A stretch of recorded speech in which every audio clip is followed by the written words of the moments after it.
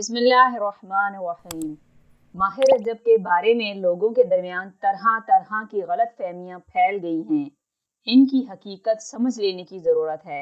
اس پورے مہینے کے بارے میں جو بات صحیح سند کے ساتھ حضور اقدس صلی اللہ علیہ وسلم سے ثابت ہے وہ یہ ہے کہ جب آپ صلی اللہ علیہ وسلم رجب کا چاند دیکھتے تھے تو چاند دیکھ کر آپ یہ دعا فرمایا کرتے تھے: اللہم بارک لنا فی رجب و شعبان و بلغنا رمضان۔ اے اللہ، ہمارے لیے رجب اور شعبان کے مہینے میں برکت عطا فرمائیے اور ہمیں رمضان تک پہنچا دیجئے، یعنی ہماری عمر اتنی کر دیجئے کہ ہم اپنی زندگی میں رمضان کو پا لیں۔ گویا کہ رمضان سے پہلے رمضان المبارک کی آمد کا اشتیاق ہوتا تھا۔ یہ دعا آپ سے صحیح سند کے ساتھ ثابت ہے، اس لیے یہ دعا کرنا سنت ہے، اور اگر کسی نے شروع رجب میں یہ دعا نہ کی ہو تو وہ اب یہ دعا کر لے۔ اس کے علاوہ اور چیزیں جو عام لوگوں میں مشہور ہو گئی ہیں ان کی شریعت میں کوئی اصل اور بنیاد نہیں۔ مثلا 27 رجب کی شب کے بارے میں یہ مشہور ہو گیا ہے کہ شب معراج ہے، اور اس شب کو بھی اسی طرح گزارنا چاہیے جس طرح شب قدر گزاری جاتی ہے، اور جو فضیلت شب قدر کی ہے کم و بیش شب معراج کی بھی وہی فضیلت سمجھی جاتی ہے۔ بلکہ ایک جگہ تو یہ لکھا ہوا دیکھا کہ شب معراج کی فضیلت شب قدر سے بھی زیادہ ہے، اور پھر اس رات میں لوگوں نے نمازوں کے بھی خاص طریقے مشہور کر دیے ہیں کہ اس رات میں اتنی رکعتیں پڑھی جائیں اور ہر رکعت میں فلاں فلاں خاص صورتیں پڑھی جائیں۔ خدا جانے کیا کیا تفصیلات اس نماز کے بارے میں لوگوں میں مشہور ہو گئیں۔ خوب سمجھ لیجئے، یہ سب بے اصل باتیں ہیں، شریعت میں ان کی کوئی اصل اور کوئی بنیاد نہیں۔ سب سے پہلی بات تو یہ ہے کہ 27 رجب کے بارے میں یقینی طور پر نہیں کہا جا سکتا کہ یہ وہی رات ہے جس میں نبی کریم صلی اللہ علیہ وسلم معراج پر تشریف لے گئے تھے، کیونکہ اس باب میں مختلف روایتیں ہیں۔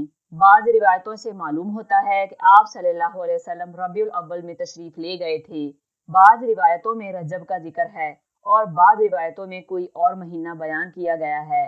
اس لیے پورے یقین کے ساتھ نہیں کہا جا سکتا کہ کون سی رات صحیح معنی میں معراج کی رات تھی جس میں حضرت صلی اللہ علیہ وسلم معراج پر تشریف لے گئے۔ اس سے آپ خود اندازہ کر لیں کہ اگر شب معراج بھی شب قدر کی طرح کوئی مخصوص رات ہوتی اور اس کے بارے میں کوئی خاص احکام ہوتے جس طرح شب قدر کے بارے میں ہیں، تو اس کی تاریخ اور مہینہ محفوظ رکھنے کا اہتمام کیا جاتا، لیکن چونکہ اس تاریخ کو محفوظ رکھنے کا اہتمام نہیں کیا گیا تو اب یقینی طور پر 27 رجب کو شب معراج قرار دینا درست نہیں۔ اور اگر بالفرض یہ تسلیم بھی کر لیا جائے کہ آپ صلی اللہ علیہ وسلم 27 رجب ہی کو معراج کے لیے تشریف لے گئے تھے، جس میں یہ عظیم الشان واقعہ پیش آیا اور جس میں اللہ تعالیٰ نے نبی کریم صلی اللہ علیہ وسلم کو یہ مقام قرب عطا فرمایا اور اپنی بارگاہ میں حاضری کا شرف بخشا اور امت کے لیے نمازوں کا تحفہ بھیجا، بے شک وہ رات بڑی عظیم الشان تھی۔ کسی مسلمان کو اس کی عظمت میں کیا شبہ ہو سکتا ہے۔ یہ واقعہ معراج سن 5 نبوی میں پیش آیا، یعنی حضور صلی اللہ علیہ وسلم کے نبی بننے کے 5ویں سال یہ شب معراج پیش آئی، جس کا مطلب یہ ہے کہ اس واقعے کے بعد 18 سال تک آپ دنیا میں تشریف فرما رہے، لیکن ان 18 سال کے دوران یہ کہیں ثابت نہیں کہ آپ صلی اللہ علیہ وسلم نے شب معراج کے بارے میں کوئی خاص حکم دیا ہو، یا اس کو منانے کا اہتمام فرمایا ہو، یا اس کے بارے میں یہ فرمایا ہو کہ اس رات میں شب قدر کی طرح جاگنا زیادہ اجر و ثواب کا باعث ہے۔ نہ تو آپ کا ایسا کوئی ارشاد ثابت ہے اور نہ آپ کے زمانے میں اس رات میں جاگنے کا اہتمام ثابت ہے۔ نہ خود حضور صلی اللہ علیہ وسلم جاگے اور نہ صحابہ کرام رضی اللہ تعالیٰ عنہ کو اس کی تاکید کی، اور نہ صحابہ رضی اللہ تعالیٰ عنہ نے اپنے طور پر اس کا اہتمام فرمایا۔ پھر سرکار دو عالم صلی اللہ علیہ وسلم کے دنیا سے تشریف لے جانے کے بعد 100 سال تک صحابہ کرام رضی اللہ تعالیٰ عنہ دنیا میں موجود رہے۔ اس پوری صدی میں کوئی ایک واقعہ ایسا ثابت نہیں ہے جس میں صحابہ کرام رضی اللہ تعالیٰ عنہ نے 27 رجب کو خاص اہتمام کر کے منایا ہو۔ جو چیز حضور اقدس صلی اللہ علیہ وسلم نے نہیں کی اور جو آپ صلی اللہ علیہ وسلم کے صحابہ کرام نے نہیں کی، اس کو دین کا حصہ قرار دینا یا اس کو سنت قرار دینا یا اس کے ساتھ سنت جیسا معاملہ کرنا بدعت ہے۔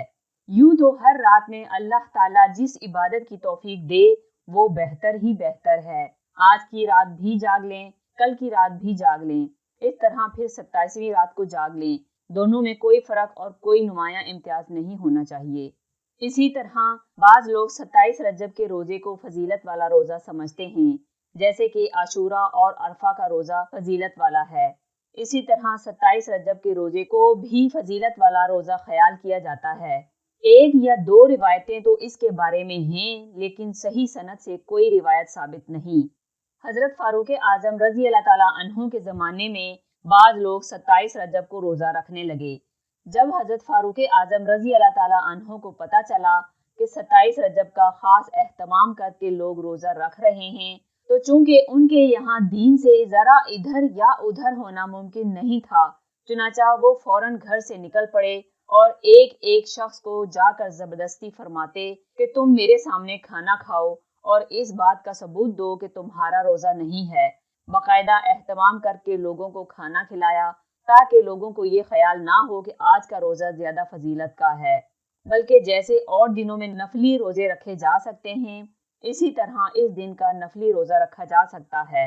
دونوں میں کوئی فرق نہیں۔ آپ نے یہ اہتمام اس لیے فرمایا تاکہ بدعت کا سدباب ہو اور دین کے اندر اپنی طرف سے زیادتی نہ ہو۔ حضرت فاروق اعظم رضی اللہ تعالیٰ عنہ نے یہ بتلا دیا کہ خرابی یہ ہوئی ہے کہ اس دن کے اندر روزہ رکھنا اللہ تعالیٰ نے نہیں بتایا اور خود ساختہ التزام ہی اصل خرابی ہے۔ اب اگر کوئی شخص اس روزے کا زیادہ اہتمام کرے تو وہ شخص دین میں اپنی طرف سے زیادتی کر رہا ہے اور دین کو اپنی طرف سے گھڑ رہا ہے، لہذا اس نقطۂ نظر سے روزہ رکھنا جائز نہیں۔ البتہ اگر کوئی شخص عام دنوں کی طرح اس میں بھی روزہ رکھنا چاہتا ہے تو رکھ لے، اس کی ممانعت نہیں، لیکن اس کی زیادہ فضیلت سمجھ کر، اس کو سنت سمجھ کر اور اس کو زیادہ مستحب اور زیادہ اجر و ثواب کا معجب سمجھ کر اس دن روزہ رکھنا یا اس رات میں جاگنا درست نہیں بلکہ بدعت ہے۔ خلاصہ یہ ہے کہ رجب کا مہینہ رمضان کا مقدمہ ہے، اس لیے رمضان کے لیے پہلے سے اپنے آپ کو تیار کرنے کی ضرورت ہے۔ اس لیے حضور اقدس صلی اللہ علیہ وسلم 3 مہینے پہلے سے دعا بھی فرما رہے ہیں اور لوگوں کو توجہ بھی دلا رہے ہیں کہ اب اس مبارک مہینے کے لیے اپنے آپ کو تیار کر لو اور اپنا نظام الاوقات ایسا بنانے کی فکر کرو کہ جب یہ مبارک مہینہ آئے تو اس کا زیادہ سے زیادہ وقت اللہ کی عبادت میں صرف ہو۔